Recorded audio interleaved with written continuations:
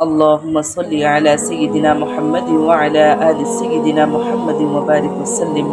السلام علیکم۔ آج ہم سورۃ نساء کی آیت نمبر 119 سے شروع کریں گے۔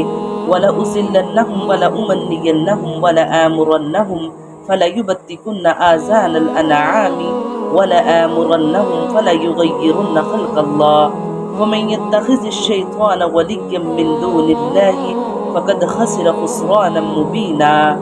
اور انہیں راہ سے بہکاتا رہوں گا اور باطل امیدیں دلاتا رہوں گا، اور انہیں سکھاؤں گا کہ جانوروں کے کان چیر دے، اور ان سے کہوں گا کہ اللہ تعالیٰ کی بنائی ہوئی صورت کو بگاڑ دے۔ سنو، جو شخص اللہ کو چھوڑ کر شیطان کو اپنا رفیق بنائے گا وہ صریح نقصان میں ڈوبے گا۔ کفار عرب بعض چھپایوں کے کان چیر کر بتوں کے نام پر وقف کر دیتے تھے اور ایسے جانور سے کوئی فائدہ اٹھانے کو جائز نہیں سمجھتے تھے۔ اس باطل رسم کی طرف اشارہ ہے کہ اس پر شیطان عمل کرا رہا ہے، اور اللہ کی تخلیق میں تبدیلی سے مراد خود یہی عمل بھی ہو سکتا ہے کہ جانور کے کان خواہ مخواہ چیر دیے جائیں۔ اس کے علاوہ ایک حدیث میں نبی اکرم صلی اللہ علیہ وآلہ وسلم نے بعض ان کاموں کو بھی تخلیق میں تبدیلی قرار دے کر منع فرمایا ہے، جو عورتیں اپنے حسن میں اضافہ کرنے کی غرض سے کیا کرتی تھیں، مثلاً جسم کے کسی حصے کو سوئیوں وغیرہ سے گوندھ کر نشانات بنوانا، چہرے کے قدرتی روئیں کو جو عیب کی حد تک بڑھا ہوا نہ ہو صاف کرنا، اور دانتوں کے درمیان مصنوعی فاصلہ کروانا۔ یعدہم ویمنیہم وما یعدہم الشیطان الا غرورا۔ وہ ان سے زبانی وعدہ کرتا رہے گا اور سبز باغ دکھاتا رہے گا، مگر یاد رکھو شیطان کے جو وعدے ان سے ہیں وہ سراسر فریب کاریاں ہیں۔ شیطان کا سارا کاروبار ہی وعدوں اور امیدوں کے بل پر چلتا ہے۔ وہ انسان کو انفرادی طور پر یا اجتماعی طور پر جب کسی غلط راستے کی طرف لے جانا چاہتا ہے تو اس کے آگے ایک سبز باغ پیش کر دیتا ہے۔ کسی کو انفرادی لطف و لذت اور کامیابیوں کی امید، کسی کو قومی سربلندیوں کی توقع، کسی کو نوع انسانی کی فلاح و بہبود کا یقین، کسی کو صداقت تک پہنچ جانے کا اطمینان، کسی کو یہ بھروسہ کہ نہ خدا ہے نہ آخرت، بس مر کر مٹی ہو جانا ہے، کسی کو یہ تسلی کہ آخرت ہے بھی تو وہاں تو گرفت سے فلاں کے طفیل اور فلاں کے صدقے میں بچ نکلو گے۔ غرض جو جس وعدے اور جس توقع سے فریب کھا سکتا ہے اس کے سامنے وہی پیش کرتا ہے اور اسے پھانس لیتا ہے۔ اولئک مأواہم جہنم ولا یجدون عنہا محیصا۔ یہ وہ لوگ ہیں جن کی جگہ جہنم ہے، جہاں سے انہیں چھٹکارا نہ ملے گا۔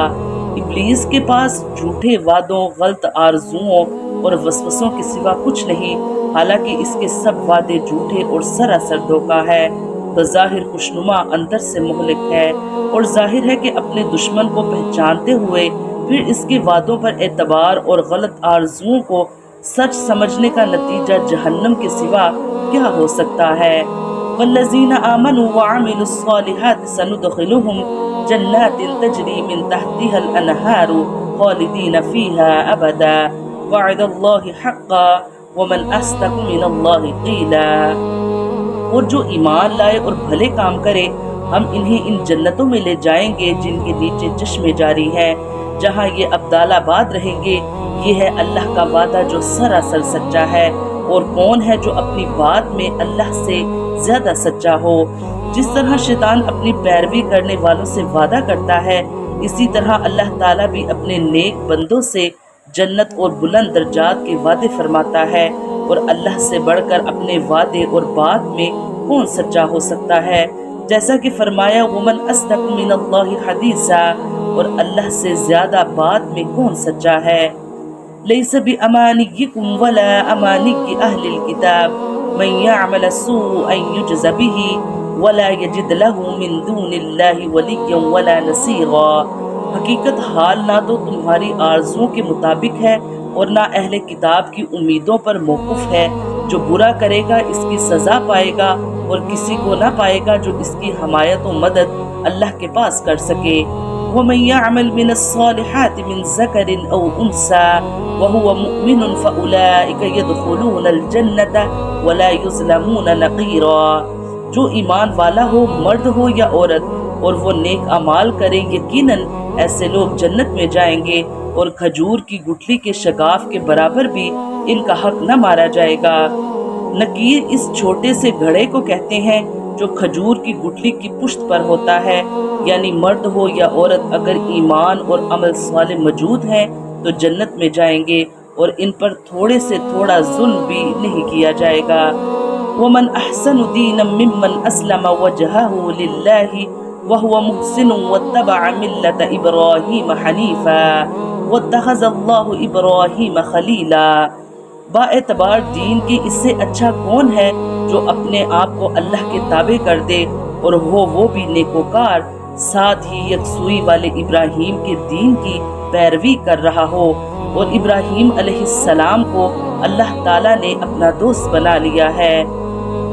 آخر اس کے دین سے بڑھ کر کس کا دین ہو سکتا ہے جو اپنے آپ کو یک قلم اللہ کے سپرد کر دے اور ساتھ ساتھ وہ محسن بھی ہو، یعنی اپنے رب کے ہر حکم کی تعمیل اس طرح کرے جس طرح اس کے کرنے کا حق ہے۔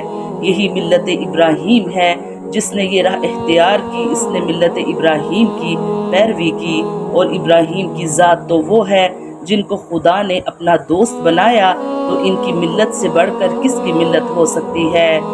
وَلِلَّهِ مَا فِي السَّمَاوَاتِ وَمَا فِي الْأَرْضِ وَكَانَ اللَّهُ بِكُلِّ شَيْءٍ مُحِيطًا۔ آسمانوں اور زمین میں جو کچھ ہے سب اللہ ہی کا ہے، اور اللہ تعالیٰ ہر چیز کو گھیرنے والا ہے۔ یعنی اللہ کے آگے سر تسلیم خم کر دینا اور خود سری اور خود مختاری سے باز آ جانا۔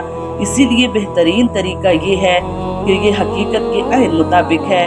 جب اللہ زمین و آسمان کا اور ان ساری چیزوں کا مالک ہے جو زمین و آسمان میں ہے، تو انسان کے لیے صحیح رویہ یہی ہے کہ اس کی بندگی و اطاعت پر راضی ہو جائے اور سرکشی چھوڑ دے۔ یعنی اگر انسان اللہ کے آگے سر تسلیم خم نہ کرے اور سرکشی سے باز نہ آئے تو وہ اللہ کی گرفت سے بچ کر کہیں بھاگ نہیں سکتا۔ اللہ کی قدرت اس کو ہر طرف سے گھیرے ہوئے ہے۔ اللہ تعالی ہمیں قرآن پاک پڑھنے کی، اس کو سمجھنے کی اور اس پر عمل کرنے کی توفیق عطا فرمائے۔ آمین یا رب العالمین۔